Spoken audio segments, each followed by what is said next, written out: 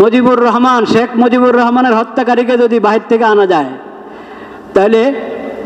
তাহলে শরীফ ওসমান হাদির হত্যাকারীকেও বাহির থেকে আনা যাবে।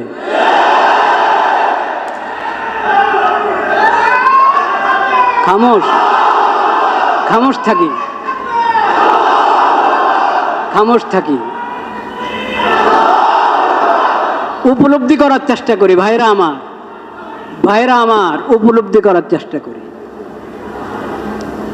শরীয়তকে বোঝার চেষ্টা করি, উপলব্ধি করার চেষ্টা করি।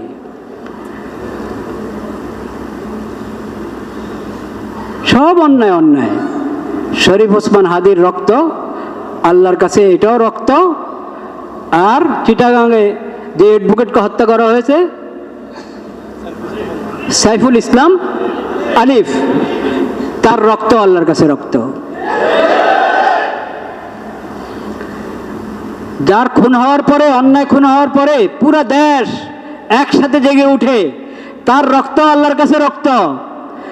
আর যার হত্যার পর আওয়াজ করার কেউ নাই, প্রতিবাদ করার কেউ নাই, কোনো সাংবাদিকও উপস্থিত না যে এটাকে রিপোর্ট করবে, তার রক্ত আল্লাহর কাছে রক্ত। এই জন্য আল্লাহ রাব্বুল আলামিন অন্যায় হত্যার যে শাস্তি, কিসাস, যে শাস্তি, ও শাস্তির নাম আল্লাহ দিয়েছেন কিসাস।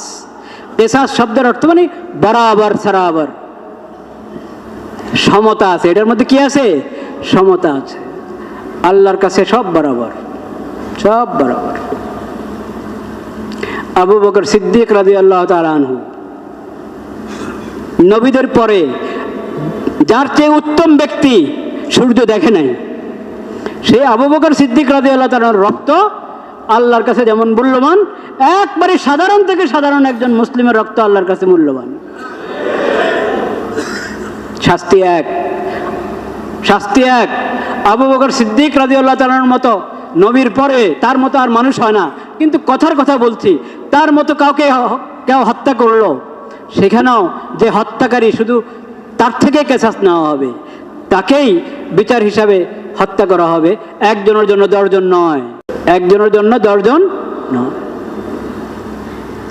আর একবারে সাধারণ যে, তার ব্যাপারেও যে হত্যা করেছে, যত বড় সম্মানী ব্যক্তি হোক সে সমাজে, যে হত্যা করেছে তাকে বিচারে আওতায় আনতে হবে, তাকে হত্যা করবে তার পরিবর্তে। এই না যে উনি যেহেতু বহুত বড় মানুষ, ওনাকে মাফ করে দেওয়া হোক।